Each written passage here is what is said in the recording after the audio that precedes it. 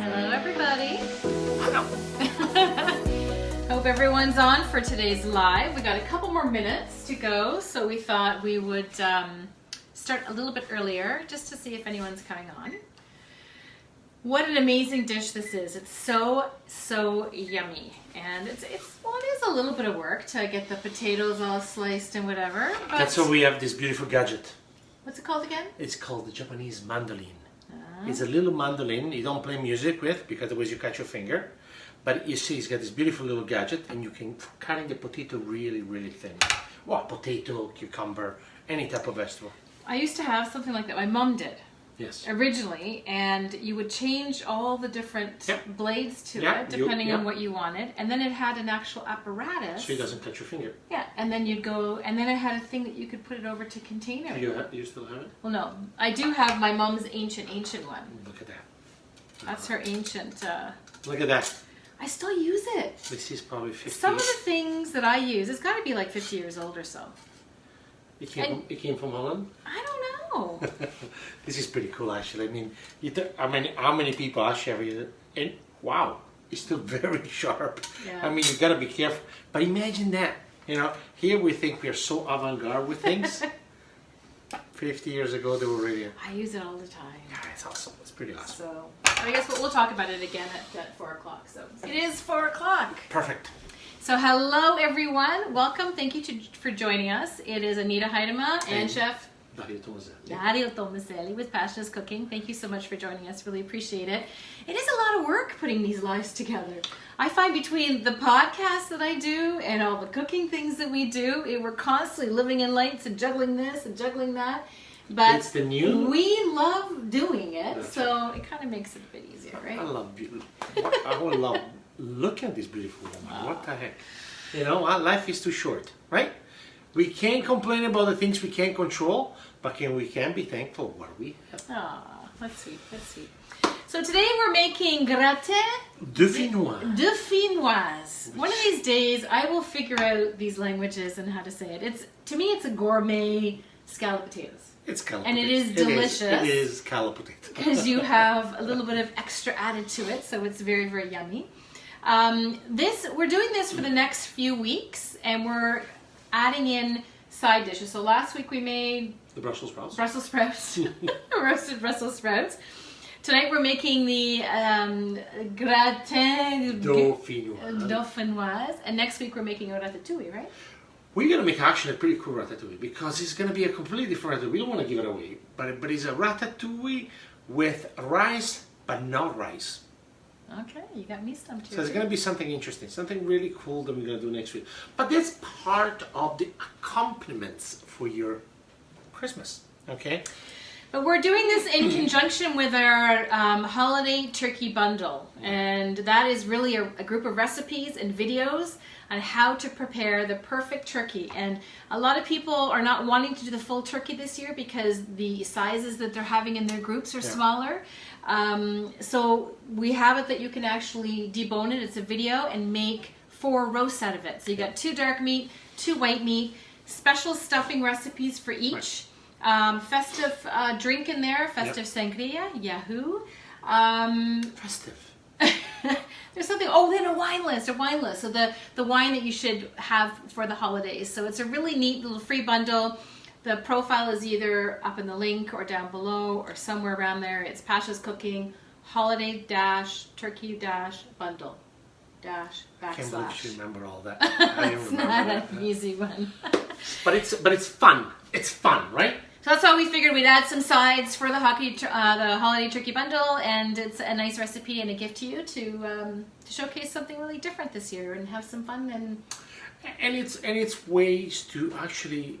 Most of these items that we actually show them, it's items that you can do ahead. You know, we know how stressful. Oh, listen to the oven.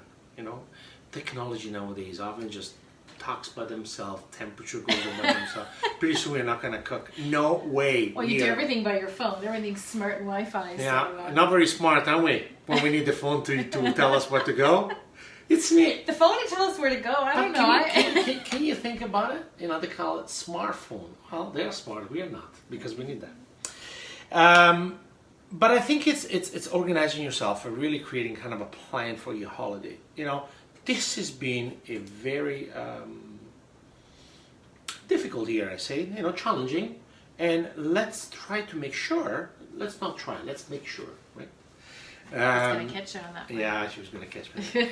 To really enjoy what we have, and the simplicity of it. So, you know, this recipe, it might looks a little bit difficult. It's not. It really is a scalloped potato, like Anita was saying. It's just we had a couple of things, but nothing really too. But it's more of a gourmet, and the cheeses add a little bit more zest to it. Yeah, we're using Gruyere here.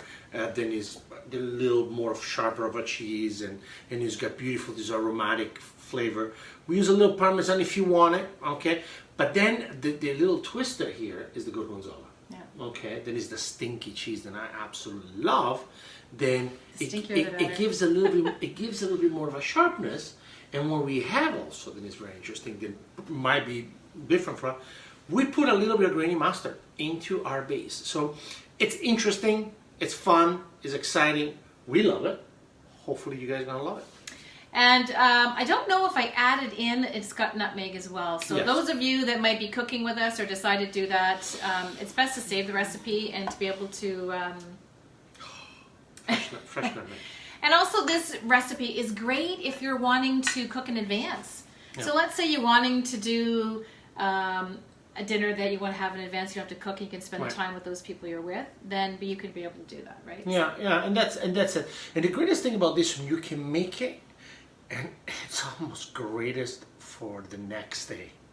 You know, the next day after Christmas, you don't want to cook, and this thing is just phenomenal to have it with anything. Okay, I gotta ask a question though. Yeah. So if you make it, is it better to have it sit raw, or is it better to cook it and then have it sit for the next day? There's two good question.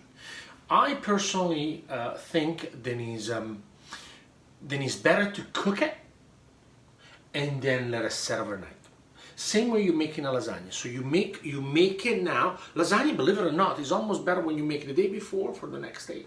Mm-hmm. So you want to cook it and then you want to set it. You want to cook it. You want to set it, yes. Okay. And then you can warm it up again if you want. If you want to be a little fancy, you can cut in little triangles or little squares, or just warm it up at the last minute again, and then cut it and put it for everyone. You can do it with sweet potato. Yeah. You don't have to do just with potato. You can go potato here. You can do with root vegetable. You can use celery root. You can use parsnip. Anything. Really anything. Obviously, you have to control the amount of moisture you put in it, right? So, because potato got a little bit more moisture, more liquid. So if you were to use something like a parsnip, yeah, you would use I less. I would have maybe a bit more. Okay. More of the potatoes milk are more and cream. moist. I gotcha. But also, one thing then we want to mention is, you know, this one is not the most healthiest dish, we'll say. But can it be healthy? Yes, you can. So you don't need milk and cream, okay? Okay. You can actually use a little bit of chicken stock or vegetable stock with a little bit of milk, reduce it right down, okay? And With a little bit of milk. with a little bit of milk, and you Okay. take you omit the cream altogether, and then you can do it like that. Or if you really want to be adventurous, what do? You sweat a little bit of the shallots, a little bit of garlic in a pot. You had your a little bit of white wine, your chicken stock. You reduce it, and then you add a little bit of milk, and then you reduce it. That's it. That is the liquid you need. So you can, you know. Because it is, you know, you're looking for 1 kilo potato here. If you do one, there is, you know, almost 500 ml of milk and 250 of cream. So it's quite heavy. Plus the cheeses then you add, gorgonzola and the Gruyere. So. But it is the most delicious. Yes, it is. But if you're looking for a healthy alternative, there is a different way to do it. So that's good to know. That's good to know. Shall we show them? What we Well, do? I think we need to talk about the mandolin again Yeah. because I don't think at the beginning that everyone got to. So this is a simple Chinese mandolin. Very simple. Anita's got one. Then her mom from 50 years ago. Would it be called a mandolin though? It is a mandolin because you still do. I think I see that's it. And look at this. This is fairly whole. But you see, they can still do it like that. I haven't seen this in. I haven't. Well, you adjust it to what you want. Yes. So if you want it this, and then you go chick chick chick. but look, it's still very sharp. So here's the idea. Is the same. Yeah. You know, we have to adjust it? To adjust it the way you want it. Always be very, very careful. They have the apparatus that can actually control so you don't shave your hand. So you always have to be very careful because the blades here are very very sharp. Other things very important, because you're dealing with starches the potato, every time you cut a potato or you slice a potato with a mandolin or the knife, you need to wash immediately your because the starches of the potato, look over here, see what happened? We just sliced a couple of potatoes just for a tester here, and you see some of the starches there. They're actually gonna, it's almost like salt. Then you put it into ice, then actually breaks it right down, and it breaks the sharpness of the blade. So you have to be very careful. And this, you can always cut this if you want to, but to make it this thin, yeah, it's pretty good. Yeah, it's better to have some type of an apparatus like this. And here, the another thing is very important, and this is something that we're going to talk about right now, and you guys might think, we need the starch here. We need a starch. So you don't wash it. You don't want to wash it. Correct. Oh. So you really you want that stickiness, right? You want that stickiness because we're gonna put it like a fish scale here. Okay. On top of each other. Exactly. So Anita's gonna show you exactly how we do it. So I want to quickly show you how we're gonna slice it, and it's very simple. I got a cloth over here, okay? And what I'm going to do, very carefully, so I'm gonna go down, and when I get to a point that I'm uncomfortable, I'm gonna open my hand. And I'm just going to be much, much careful. See the gap? So you see it, the consistency, it's always the same. So we're going to put it right here. And I'm going to put it in. Do you want me to add some of the salt and pepper now? So, but you see it? You see right now we still got the starches over there. So I'm going to slice all the potatoes so then you can actually season it. So the recipe also tells you then you can layer the potato and then season it. What I found that it's easier for us is to have the potato here, season them right on the bowl, and then lay them out. So you want to make sure that you season the potato right here. So all the starches absorb all the salt, all the pepper, whatever is needed. Okay, look at that. And you're separating them because you want to be able to... Correct, yeah. So you got right here, so we got a little bit more here. It's going to be fun, cutting your finger So how many are we going to be doing for this small one? So we got, it depends how many, And it's already been buttered, by the way, just so you know. It's been buttered, the glass, so it doesn't stick to the bottom. And we preheated an oven at 375 degrees, no convection, okay?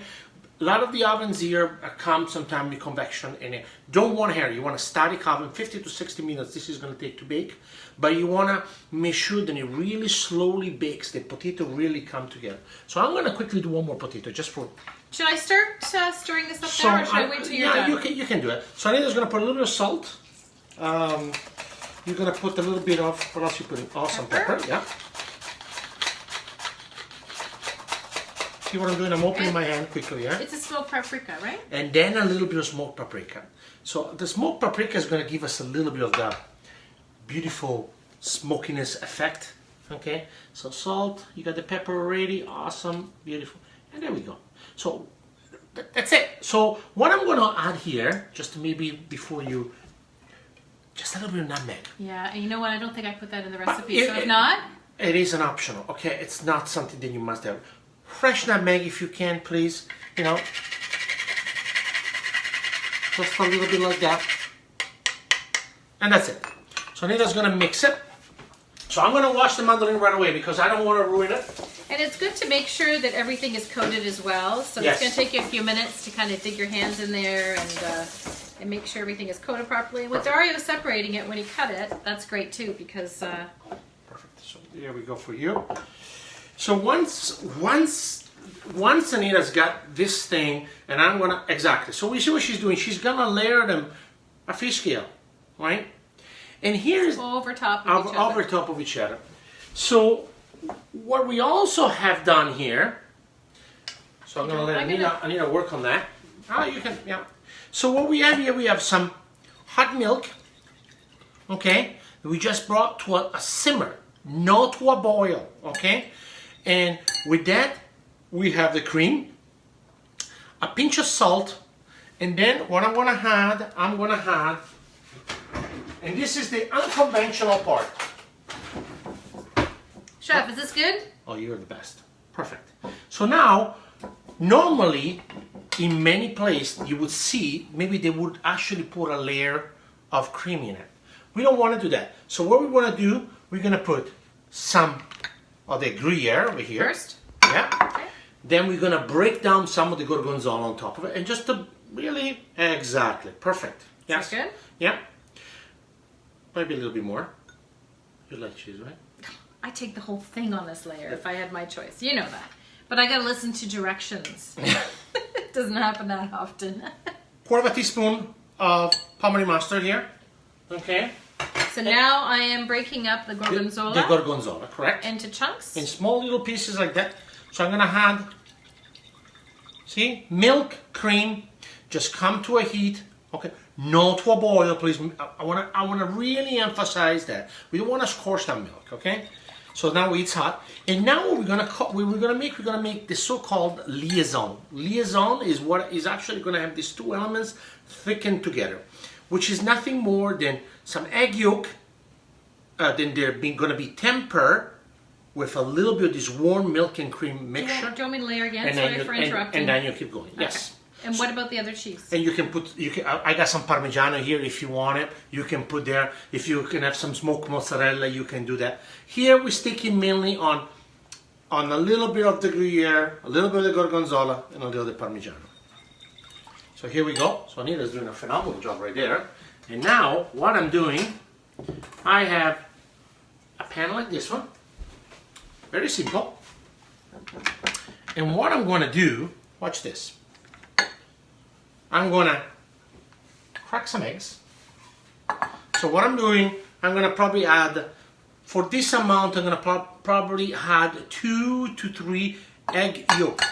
So I'm gonna separate the eggs very carefully. Please do not throw away the egg whites. You can make egg whites omelette. You can do anything if you wanna bake. Now is the season to do it. So the egg yolk over here. So I think I'm gonna go with 2. Okay.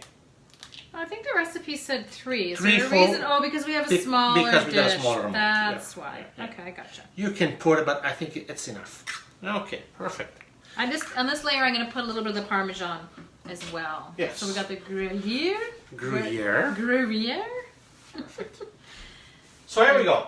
So at this point in time, we have egg yolk and the cream. So I'm gonna make sure then, before I'm gonna do it, I'm gonna make sure that Anita, see what she's doing? She's going up layer by layer by layer by layer. And we're gonna look probably another 3, 4 layers, whatever you wish, is exactly what you want. So what I'm gonna do here, excuse my movements, They don't mind, I'm sure. it's still warm. So what I'm gonna do, if I'm gonna add these eggs into that, we're gonna have scrambled eggs. So what I'm gonna do, I'm gonna temper them. So what I'm gonna do is same idea when you're tempering chocolate. I'm gonna put 1 ladle, okay, of the. I think you should explain maybe what tempering is. So it's That's gradually heating. Well, tempering Gradually. basically it is, I'm gonna gradually add some of the warm milk and cream into the eggs. So what I'm gonna do, I'm bringing the temperature closely. The eggs are at room temperature. This is warm. So I want to make sure the temperature is not too hot, then it's going to shock the eggs. Just for those people that might not know that. That's a good point. So, Yeah. So I'm going to add maybe 1 more ladle. Remember, it's not boiled, this milk, okay? But it's still hot. There we go. So when that one is done, see? Then I'm going to add it right into the mixture like that. Remove It's it. kind of fun to do if you had your family and stuff to make it, and it's such a great feeling. Very simple. It's a simple way of doing it. So here we go. We can. Now normally you can if you want you can put it on the stove. I don't want to put it on the stove and cook it again because it's already thickening over here. What I like to do. Perfect. Look at that. Oh We my might God. need some more potatoes though, no? I'm gonna slice some more potato. Yeah, let's slice more. And that's what I mean. You gotta play by. The greatest thing about this one, look at that, perfect. No, this is really good actually. I'm gonna do 1 more potato. That'll give us 2 more layers or so, right? Yes. So we're going to do one more potato. Here we go. I feel that this layer does not have enough spices on it, so I'm just going to change it up a little bit and put a little bit of pepper on it. And that's what I mean. You want to make sure that you always feel very comfortable in what you do. Okay? Don't... And a very tiny bit of salt, because you can overdo salt. And as yeah, Dario sure. says, You can always add. you can always add, but you can't take away. I'm going to add the potato. See, this is, I add one more potato. And again, it's up to you. Can you want to have maybe less of a layer? You can add more cheese on it. I want to be a little bit more balanced, okay? So that's perfect. This layer, this potato is going to be enough. So as I said, we are not, in each layer, when we do the potato and then we add the cheese, we do not add the milk or the cream in each layer. Why? Because what we're going to do, we're going to add all the custard, basically what it is, which is the milk, cream, and the tempered egg yolk, right over, okay? We're going to sprinkle some more of the cheese, and we're going to bake it at 375 degrees, I would say 50 minutes, okay? And keep turning it every maybe 15 to 20 minutes. Check your oven and turn it. You know, sometimes your oven is not level properly, and you might be color on one side and really not color near the other side. So just have a look and keep turning around. Well, I think that's one thing that when you have your appliances and you use them after a while, you understand what. I always found the back end of the of our stove is a little bit hotter. That's right. Yeah, and I think the majority of the people are like that as well, right? Because the heat holds better there, depending on the size of the door and the type of door, if it's going to hold it. Also, but it's important to always keep an eye. See what happened here? Perfect. That's great. So remember, you know more. Oh my God. Well, didn't we do this to do another one? She's going. She's going. She keeps going. I thought that's what we were doing. Yes, we can. Give them some other tips. So why is this called Gratin Dauphinoise? Thank you. It's Gratin Dauphinoise is Dauphine. So basically, is a potato base. Then it's actually melting. Normally, a Gratin Dauphinoise, traditionally the way it was done, it was in a casserole. Okay, so where you actually flavor the milk or the cream with maybe a little bit of shallots and maybe 1 clove of garlic, and then you put the potato inside, so you cook them into this milk and cream on the pot, on the stove, and then when they start breaking down, perfect, that's good. Then you layer on a casserole like that, you put the Gruyere, and you bake it in the oven. Can I just ask a question? Yes. I'm doing the last layer with... No, that's it. So we're going to add... Yeah, you're still going to add the cheese, Yeah, I'm just double checking. But we're going to add more cheese here, okay? So we're just going to be very careful here. Perfect. So we want to make sure then, always make sure then is, the biggest thing we want to make sure before we baking this thing is the pressure that we want to have on the potato. So the potato, they're going to lift, right? So I want to make sure then they are pressed properly. There is not any holes here. And then what I'm going to do, watch this. I'm going to add the cream gently, and I'm going to go from one side on to the other side, because this is going to start running down like that. Look at that. Now, if you didn't do it gently, would it cause a problem? Would it not? Well, you want to make sure that it's even, right? So what's going to happen? This is if you put it in one chunk and then it doesn't actually coat. Correct. On the other and this one is going to melt properly. I mean, this is the good thing about it. You know, we have a small casserole here, and he's going to do all the work. The fat of the cheese is going to stop, and he's going to melt, which is great. Okay. So what I'm going to do now, if you can pass me the spoon quickly, the little spoon. So I want to check it. Okay. So we're going to check. Then we have enough moisture in it. Sometimes what I like to do is actually have the milk and the cream set into the potato for 2 or 3 minutes before I bake it. So I want to make sure how much those potatoes absorb the liquid. Okay? I'm starting to drool here. This is pretty. So how far, so you've got the potato layered here. Right. You want it to go just a little bit so you can see it in the cracks. That's right. That's Okay. right. And you don't want too much cream, okay? Because remember, the potato... It's not swimming in it. No, they don't have to swim. You just can see a little bit of the liquid that's So coming up. what is important here is we have to remember this potato have water. The cheese has fat and liquid. So plus we add in milk and cream. So we have to make sure that we don't overdo it, okay?